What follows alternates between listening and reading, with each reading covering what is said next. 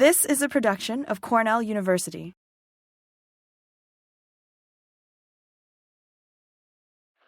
Thank you very much. Before I start, I'd like to thank New York Ag and Markets through the Empire State Development Corporation, who funded most of this work.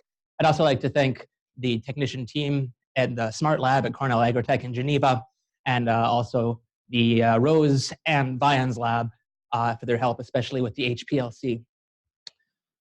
So let's talk about cannabis. The best scientific research today suggests that there's a single species of cannabis, Cannabis sativa. It's distinguished legally into hemp and marijuana. Hemp is less than 0.3% THC, THC being the psychoactive chemical that you find in marijuana, and marijuana being above 0.3% THC. And this is simply the legal definition, and it's very important, as I'll discuss later. So a little bit about the biology of cannabis. It's diploid, it's dioecious, meaning it has male and female plants. The male plants have an X and a Y chromosome. The female plants have two X chromosomes. There are also some plants that are monoecious, having male and female flowers on the same plant, and these have two X chromosomes like the female. So cannabis can be grown for a wide variety of things. It's mainly grown for grain, which can be pressed into a nice oil and a nice protein-rich fragment. The fiber, and also the inflorescences. So in the inflorescences, particularly the unpollinated female inflorescences, you can get a high density of trichomes. And these trichomes produce very interesting chemicals, notably cannabinoids like THC and CBD, as well as terpenes, which give cannabis its distinct smell. So the major hemp market, with less than 0.3% THC, is currently CBD. So there are a few different factors which could potentially affect CBD production. Female versus male, as I mentioned, you want a plot entirely consisting of unpollinated female inflorescences, so you have to get rid of the males. The genetic control over CBD or THC is very interesting, and I'll discuss that later. And you can also imagine that there would be environmental effects affecting these traits. So first off, I'm going to be talking about female versus male plants. So there are a few different ways to get a field full of females. You can grow from clones. You can do a little bit of hormonal trickery and create a seed lot that consists only of XX females. Unfortunately, those seeds are quite expensive. It's not uncommon to see those for sale at over $2 a seed. Or you can plant a regular dioecious male and female seed lot and somehow get rid of the males. So perhaps the most straightforward way to do that is to just do it phenotypically. When you see a male plant, take it out. That's not so bad, but if you're growing many, many acres, that can get very tiring because it's about a 50-50 ratio. And by the time you see a male plant, you're probably going to get some pollen formation, and that can reduce yields significantly. So one of the things that I did here that I'll be talking about is development of a marker that can distinguish the males from the females. So there are previously published markers. They're mostly based on sequences specific to the Y chromosome. 6 published sequences are called male-associated DNA of cannabis 1 through 6. Unfortunately, in their publications, they weren't tested on diverse germplasm, so it's kind of hard to rule out that it was just due to chance. And they're also lower throughput, being gel or electrophoresis-based. What I wanted to do was create an assay that I could go and screen thousands of plants at my leisure. And to do that, I developed a PACE assay, which is fluorescently based. So with this fluorescently based assay, I can just look to see, is there fluorescence of a certain color in my assay? And if so, it's a male, discard the plant. So I did this using the MAD-C6 by aligning it to published XX genomes that have been assembled. Unfortunately, there's still no published Y assembled chromosome. So we don't have all of the data there, which would make this a lot easier. So testing it on an initial panel, I found that there was separation between the males and the females. I then tested it over several different cultivars. These are all unrelated, different numbers of males and females. And in every case, I found that this marker that I developed was 100% accurate.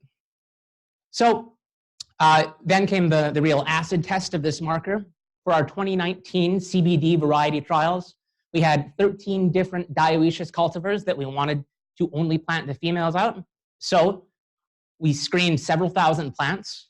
We found a 50-50 segregation based on the separation, as you can see here in part B. So that was very promising because that's what we were expecting. There's no cultivar where it wasn't the case except for one. We planted out just the female plants, and thankfully we found that approximately 98% of the female plants that we thought were female tended to be female. An additional 1% were monoecious, which is what we were expecting because, as I mentioned before, monoecious plants are XX, and there's some other factor which causes them to be monoecious.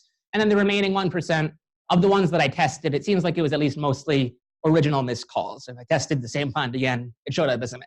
So it looks like there is a diagnostic sex-linked marker here. So that's how we've been doing to distinguish the males from the females. So the next thing that I'm going to talk about is CBD versus THC. Before I go on, I just wanted to point out all of this magic happens in this trichome that you can see here. Particularly, it happens in that head. So what's really interesting about the CBD versus THC genetically is that it's pretty much a single locus. It's called the B locus. When it produces mainly THC, it's called the BT locus. When it produces mainly CBD, it's the BD locus. So very recently, there have been several published genomes that have found that it's not a single gene. It's two genes closely linked in repulsion, but it can be modeled monogenically and can be modeled monogenetically very well. So just to go through briefly how it works, in that trichome head, you start off with this CBGA, which is the precursor. If you have two BD alleles, which is the CBDA, you get conversion into CBDA. If you have two BT alleles, that's the THCA, you get THCA. When you have a heterozygous case, you get one allele of each, and you get roughly equal amounts of CBDA and THCA. What's very interesting is that the CBD and THC, which are the actual active compounds that people are growing this plant for, it's not actually produced in the plant itself. It's only after you get decarboxylation, and that can be done through heat or light or simply through age. So to go back to that 0.3%, that's not actually the amount of THC in the plant. That's the amount of THC if all of the THCA were decarboxylated and converted to THC. So given that it's a single locus, people have developed diagnostic markers before, especially University of Minnesota has done some excellent work in this area. But again, their markers, like the sex-linked ones, were gel or electrophoresis-based and therefore fairly low throughput. So using their markers, I developed another PACE assay that was high throughput and tested it on some samples that we were growing in 2018 for the CBD variety trial. Now, very surprisingly, I found that nearly a third of the plants by this marker were heterozygous, meaning that they produced roughly equal amounts of CBD and THC. And again, this is a single locus, so it seems like it would be a pretty easy thing to breed for. So we were quite surprised to see that across nearly every cultivar we tested, there's active THCA synthase genes producing THC in these CBD varieties. So this was really surprising, and this is just the molecular data here, and as you can see, it varies by cultivar, the percent of the BT allele. So does this match what we saw with the HPLC? Turns out that it does. Turns out that some of the CBD varieties that we're growing had individuals that produced no CBD, but high levels of THC. About a third of the plants, or nearly a third of the plants, produced about equal amounts of CBD and THC, and then the rest were mostly CBD, which is what we were expecting them all to be. So we have a high throughput marker now, simple genetic control. It should be easy to keep all of our plants under 0.3%, right?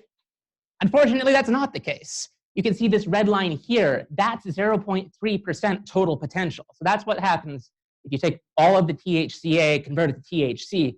And as you can see, this blue group here, which is the mostly CBD group, that's BDBD, the line formed by the blue dots there crosses at around 6%. Now, there was a study out of Germany published in 2018 that found that isolated CBDA synthase produces CBD and THC at a ratio of about 20:1.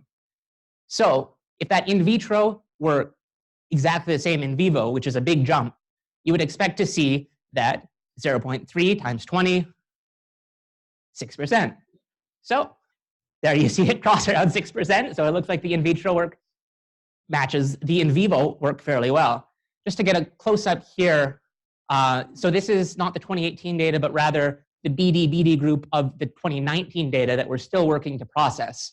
And you can see 0.3 crosses this line between 6 and 7%.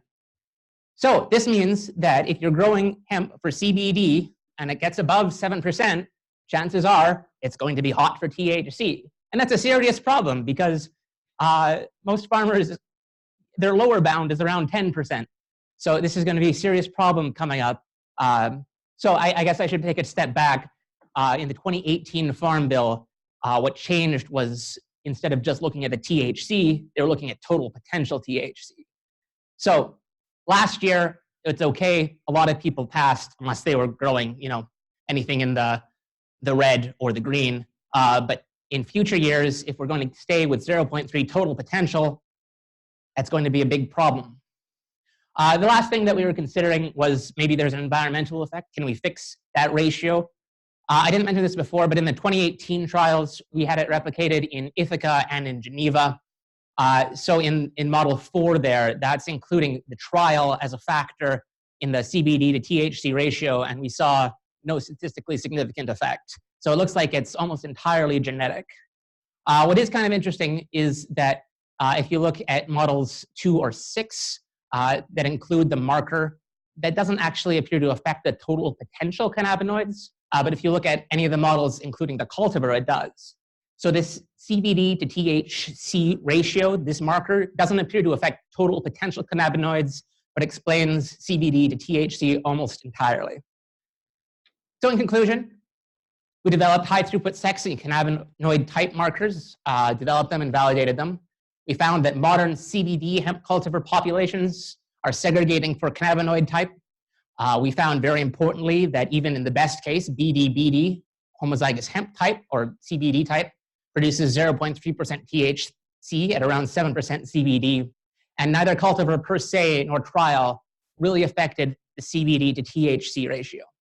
And with that, I'd be happy to take any questions.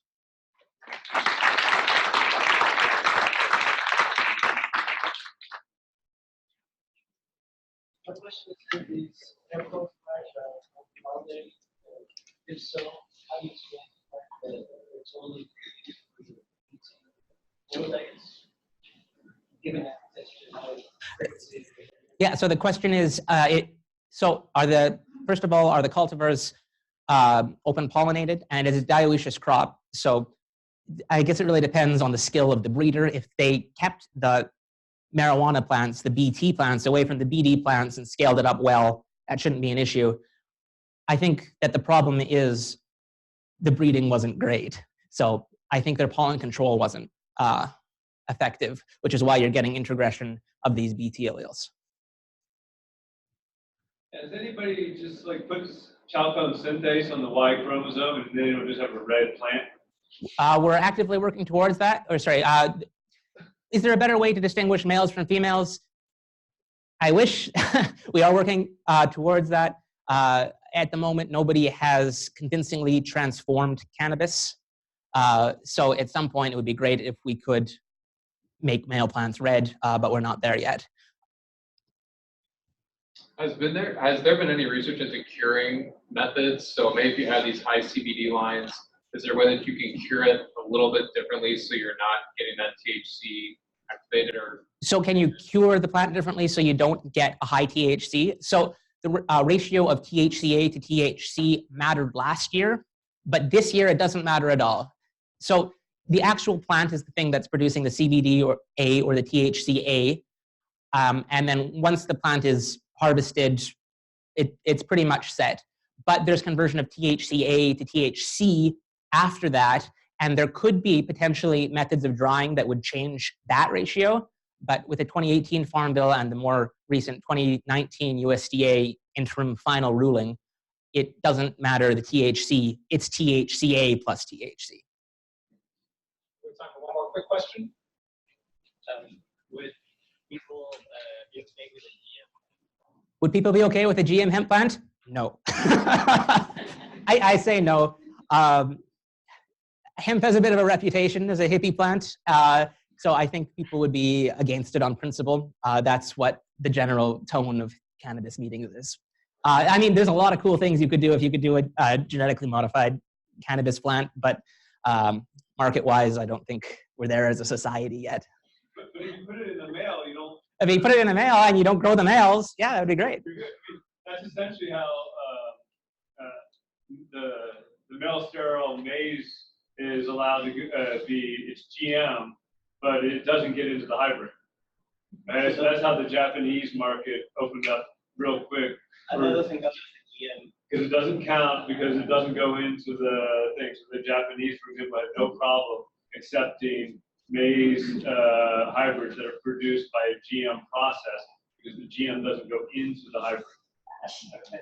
So, as one last minor note, if I'm talking about Society of Cannabis, which is a lot of fun, by the way. So there's a lot of misinformation out there, and even reputable CBD providers, or the seed providers or clone providers, they'll say that even feminized seeds are genetically modified when they're clearly not. It's strictly a hormonal treatment. So there's no genes changed, but you look at their website and they say, we don't sell feminized seed because it's genetically modified, but it's a lot of fun. All right. Yeah, let's thank Jacob one more time. This has been a production of Cornell University, on the web at cornell.edu.